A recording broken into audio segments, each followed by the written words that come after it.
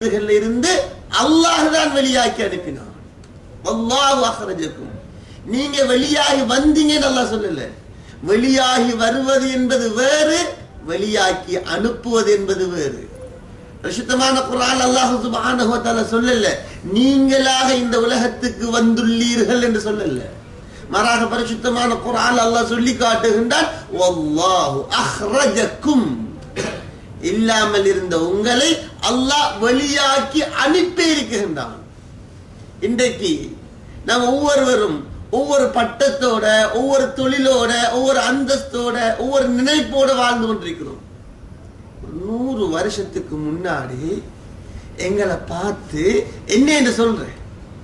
வியாபாரி என்று சொல்றதா, தொழிலாளி என்று சொல்றதா, முதலாளி என்று சொல்றதா, பிஏ என்று சொல்றதா, எம்ஏ என்று சொல்றதா, பிஹெச்டி என்று சொல்றதா, மௌலானா என்று சொல்றதா, மௌலவி என்று சொல்றதா, என்ன சொல்றேன்? இரத்த கட்டி என்று சொல்றா அல்லது சத கட்டி என்று சொல்றா, என்ன சொல்றேன்? பரிசுத்தமான குர்ஆன் அல்லாஹ் சொல்லி காட்டுறான், ஹல் அத்தா அலல் இன்சானி ஹீனும் மினத் தஹர்.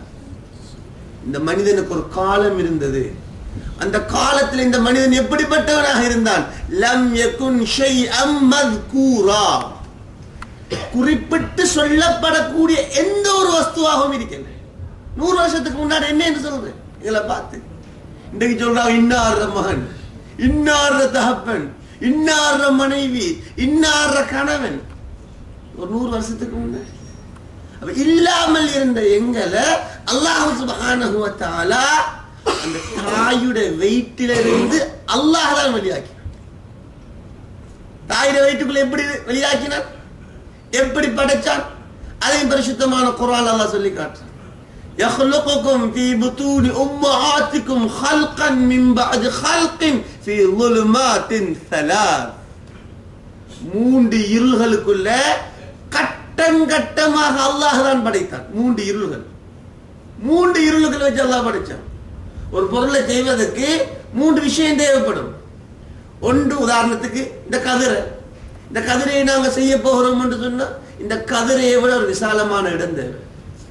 2வது, அந்த கையை பொறுத்து அந்த கதிரையை பொறுத்துறதுக்கு ஆயுதங்கள் தேவை. 3வது, அதுக்கு வெளிச்சம் தேவை. பரிசுத்தமான குர்ஆன் அல்லாஹ் சொல்லி காட்டுறான், உங்களை உங்களோட தாய்மார்கள் வயிறுகள்ல இருந்து 3 இருளுக்குள்ள கட்டங்கட்டமாக நான் தான் படிச்சேன். பார்க்கிறோம், மனிதன் 4 அடி, 4.5 அடி, 5 அடி, 6 அடி உயரம் உள்ளவன். தாயிர வயிறு சிறுசி, தாயிர வயிற்றுக்குள்ள இருக்கக்கூடிய கற்பப்பை அதை விட சிறுசி. அதற்குள்ளதான் அல்லாஹ் இந்த மனிதனை உருவாக்கினான். இடம் சிறுசி. 2வது, அங்க ஏதாவது ஆயுதங்கள் பாதிக்கப்பட்டிருக்கா?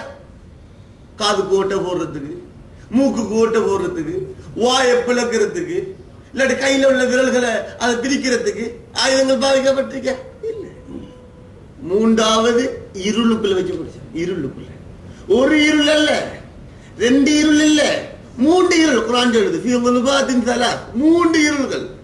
தாயிர வயிறு ஒரு இருள், தாயிர வயிற்றுக்குள்ள இருக்கக்கூடிய கற்பப்பை அது ஒரு இருள், அந்த கற்பப்பைக்குள்ள இருக்கக்கூடிய அந்த குழந்தை மென்மையான தோலினால போத்தப்பட்டது, அது ஒரு இருள்.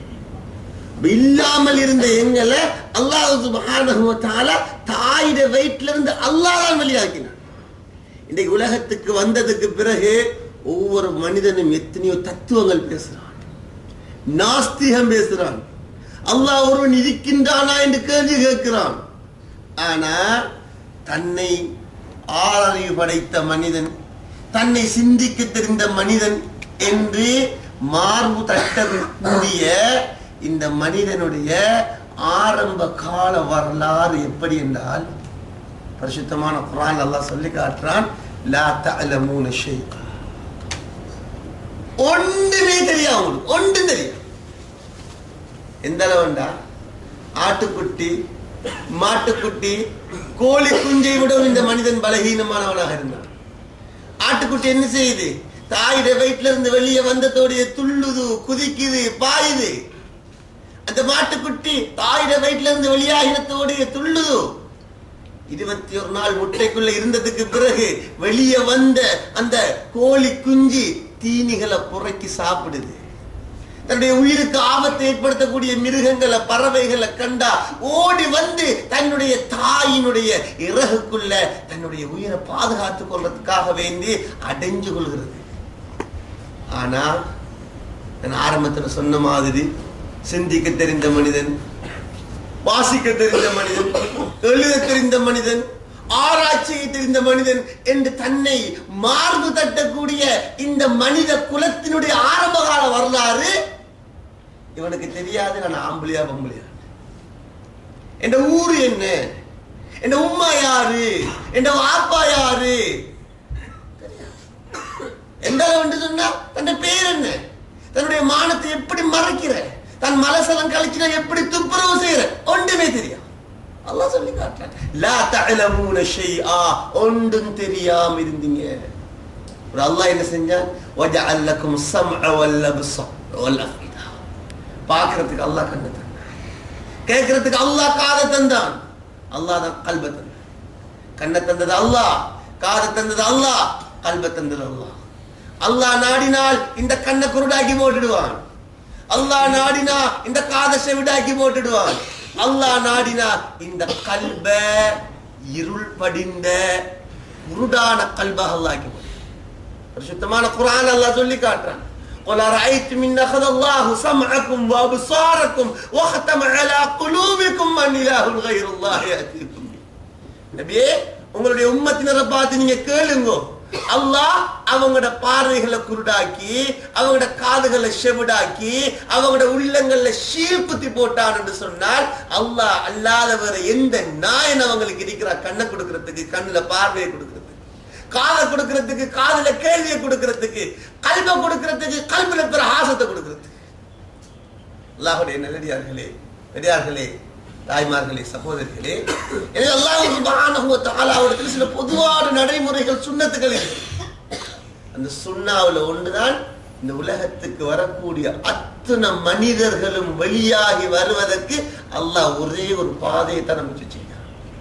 பணக்காரன் வருவதற்கு ஒரு பாதை, ஏழை வருவதற்கு இன்னொரு பாதை, அரசர்கள் வருவதற்கு ஒரு பாதை, ஆண்டிகள் வருவதற்கு இன்னொரு பாதை, வெள்ளையர்கள் வருவதற்கு இன்னொரு பாதை, கருப்பர்கள் வருவதற்கு இன்னொரு பாதை. இது அல்லாஹ்வுடைய தர்த்தீப் அல்ல. எல்லாரும் அந்த தாயிட வயிற்றுக்குள்ள இருக்கக்கூடிய கற்பப்பைக்குள்ள இருந்தா உலகத்துக்கு வரணும். இது அல்லாஹ்வுடைய சுன்னத். இது போல இந்த உலகத்தை விட்டு வெளியேறுவதற்கு அல்லாஹ் சுப்ஹானஹு வ தஆலா ஒரே ஒரு பாதையை தன் எல்லா மனிதர்களுக்கும் அமைச்சு வச்சிருக்கிறார். அந்த பாதையினுடைய பேர் என்ன? அந்த பாதையினுடைய பேர் மௌத், மரணம். உலகத்தில் எவ்வளவுதான் ஆட்சி செஞ்சாலும் சரி, எவ்வளவுதான் உழைத்தாலும் சரி, எவ்வளவுதான் சொத்துக்களை சேர்த்தாலும் சரி, எவ்வளவுதான் படித்தாலும் சரி, ஒரு நாளைக்கு இந்த பாதையால தான் உலகத்தோடு போகும். நபிமார்களாக இருக்கட்டும், ரசூல்மார்களாக இருக்கட்டும், அரசர்களாக இருக்கட்டும், ஆண்டிகளாக இருக்கட்டும், இது அல்லாஹ்வுடைய பொதுவான முடிவு. பரிசுத்தமான குர்ஆனில் அல்லாஹ் சொல்லி காட்டுகின்றான், குல்லு நஃப்ஸின் தாயிகத்துல் மௌத். உலகத்தில் இருக்கக்கூடிய அத்தனை ஜீவராசிகளும் ஒரு நாளைக்கு இந்த பாதையால தான் போகும், மௌத் என்ற பாதையால. ரசூலுல்லாஹி ஸல்லல்லாஹு அலைஹி வஸல்லம் அவங்கள பார்த்து அல்லாஹ் சொல்லி காட்டுகின்றான், இன்னக மையிது வ இன்னஹும் மையிதூன். நபியே, நீங்களும் ஒரு நாளைக்கு இந்த பாதையால போகணும், நீங்களும் ஒரு நாளைக்கு இந்த பாதையால தான் போகணும். உலகத்துக்கு வந்து எல்லாரும் இந்த பாதையால போகணும். இன்னொரு இடத்துல அல் குர்ஆன் அல்லாஹ் சொல்லி காட்டுகின்றான், குல்லு மன் அலைஹா ஃபான். உலகத்தில் இருக்கக்கூடிய எல்லாமே அழிஞ்சு போயிட்டு ஒரு நாளைக்கு இல்லாம போயிட்டு. இது அல்லாஹ்வுடைய பொதுவான தர்த்தீப், அல்லாஹ்வுடைய பொதுவான ஒரு சுன்னத்து. ஏழை மௌத்தாகினாலும் சரி, பணக்கார மௌத்தாகினாலும் சரி, ஒரு நாளைக்கு இந்த பாதையா, ஒரு நாளைக்கு இந்த பாதையா தான் போகும். இதே போன்று அல்லாஹ்வுடைய பொதுவான சுன்னத்திற்கு இந்த உலகத்தில் நிம்மதியாக சந்தோஷமாக வாழ வேண்டும் என்றால் அதற்கு அல்லாஹ் சுப்ஹானஹு வ தஆலா ஒரே ஒரு பாதையை தான்.